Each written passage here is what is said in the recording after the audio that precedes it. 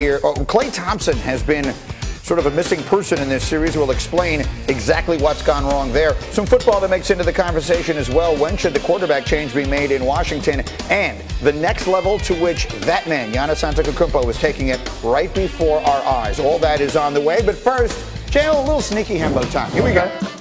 Which is the only team to beat the Warriors in a game when the series is tied over the last 3 seasons? That series is tied now.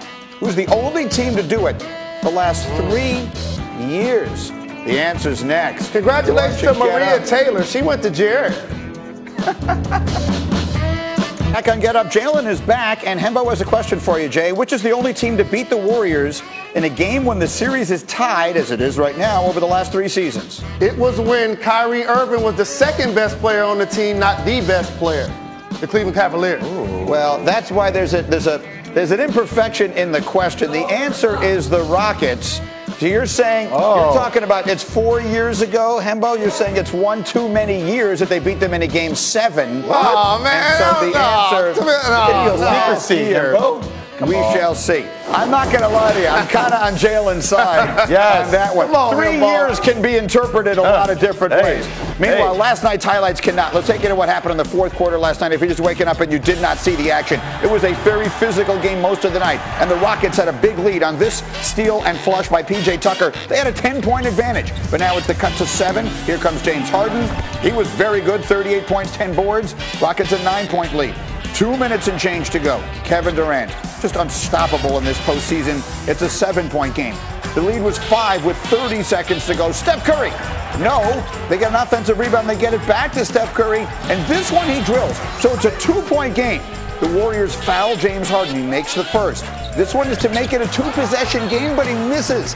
So here's a chance for the Warriors to tie, down 3, 11 seconds left. You get a good look here from Kevin Durant. He can't get it to go. Second chance, tip it around, get it back to Steph. That's a pretty good look by his standards as well. But in the end, it does not go down. And the Rockets hang on. 112-108. This series now all even at 2 games apiece. As you just saw, the Rockets beat them in this spot a year ago at 2-2. Bear in mind, that game was in Houston. The next one here will be in Oakland. And KD and Steph are now a combined 4 for 22 on potential go-ahead and game-tying shots in the final 10 seconds of playoff games. Durant, by the way, 0 for 7 on threes. Curry 1 for 5. His only make came against the Pelicans in 2015. So that's where we stand. We got all kinds of issues right now for Golden State. Houston, we have a problem. Jay Will, take a look at something closely for me. Well, something that we have to say first. Here's a stat everybody needs to recognize. On possessions in which Klay Thompson and Stephen Curry are guarding the Houston shooter, Greeny, okay?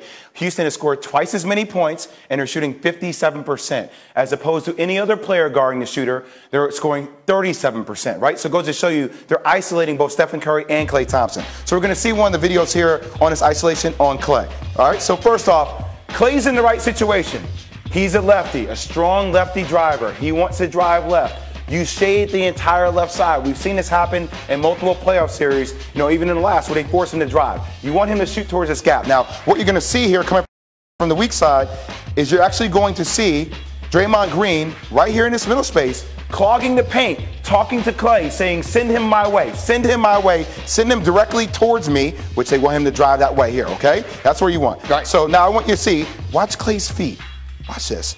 He has him where he wants him. Watch how he moves. What are you doing, Klay? What are you doing? Now all of a sudden, he's parallel to the sideline. Why are you that way? You wanted to send him this way, but he keeps changing his feet. Happy feet, and this is where James Harden starts to cook when he starts to dance. Yep. When he dances, boom, he scores a 3. Now here's everything that shows me in this last play, because this dictates what happens in the game. Stephen Curry gets to the rim, okay? Now he gets to the rim. I want you to pay. This ball is going to go in. 80-66. It's about to be 82-86. Right. Golden State is on an 11-0 run after this bucket goes in. Right. Let me talk about team chemistry here with Klay Thompson. Klay, we see what's going on. I'm going to circle and call you out, Klay. Now, everybody's out here. Everybody's up. Quinn Cook is up. He's up. Everybody's laughing. Everybody's hyped. What's going on right here? Klay, why are you in your own head? Why are you by yourself? Why are you not throwing yourself into what the team is doing? I know you're having a bad shooting night, but lose yourself on that. The only way you can become a better shooter in this game is by throwing yourself into what the team is doing. But that base right there, while everybody else is celebrating, getting hyped up that their team is about to come back in the game, that says everything you need to know about where Klay Thompson is mentally right now. Let me bring Jalen and Coach back into this thing here for a second, because I'm curious to get your perspective on this. It does feel as though there are a lot of psychological things going on, and Jay just pointed out one of them there. A lot of it kind of going Houston's way. They feel like the team that, I hate the expression, wants it more. But that's a little bit of the feeling that you get as you watch this thing play out. What do you think? I want to make sure I give James Harden his due credit. He's making and taking contested shots and knocking them down. You did a great job of breaking that down. But how many people can create a shot in that short space, get behind the three line, make the shot, and get fouled when they know that somebody's trying to force them right, and they know that everybody's trying to funnel their defense towards stopping them? So James Harden's greatness to me was the difference in that game.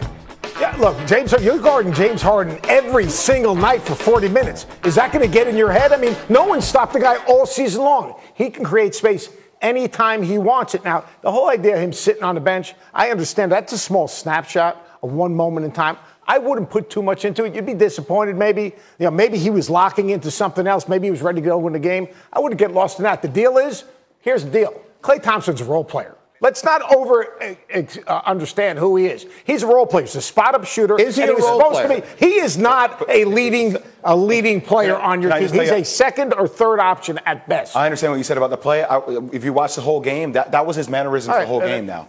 It was the whole game. So, and yes, I think he is a role player, but he's a role player that you need to play at a high level in order for this team to win a championship. Right. James Harden is a guy that sometimes we worry about the mentality in the postseason, and he's what make or miss. He continues to keep fighting like that, and maybe it is getting in Klay's head a little bit. It should get in his head because James Harden giving him work, cooking him. Okay, and he was sitting on the bench. I would say probably was tired, having to chase after James Harden. But also, here's the other thing.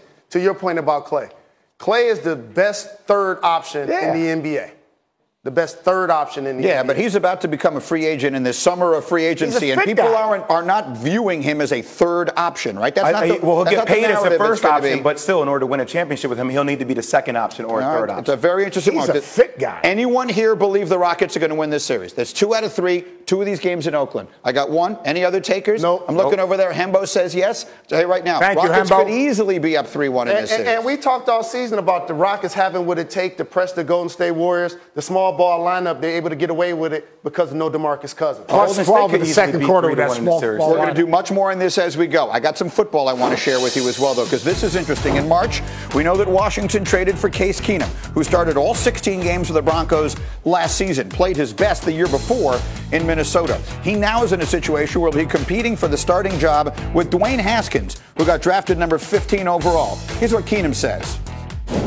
I didn't pay attention to a ton of the draft, but I'm excited to get to work with Haskins. I know he's a great player. I've obviously watched a lot of his college games, so this is no new game to me. I've been in this situation before, so I'm going to come in and compete, and competition makes all of us better. So I hope I make him better. I think he's going to come in and make me better, and that's what helps the team.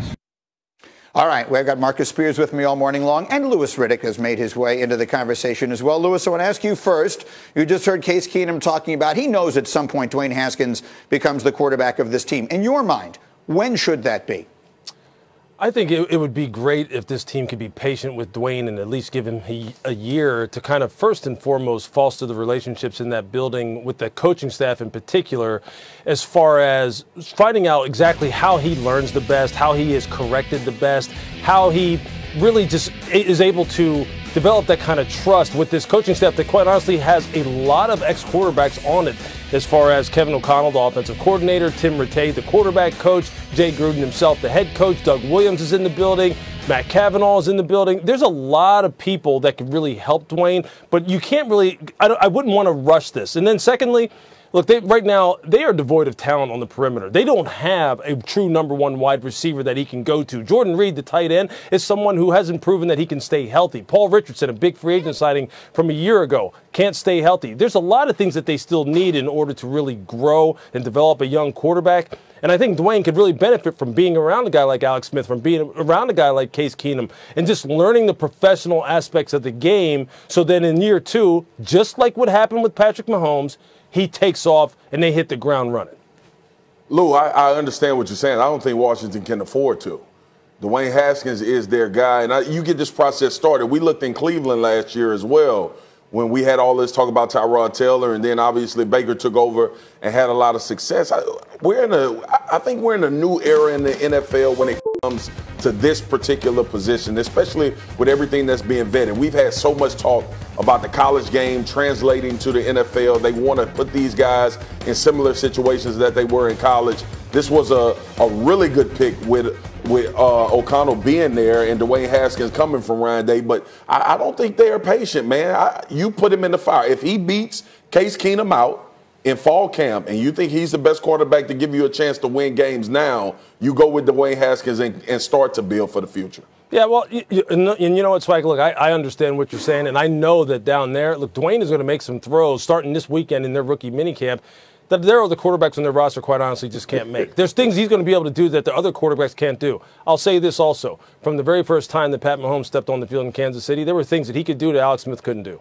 They knew it right away.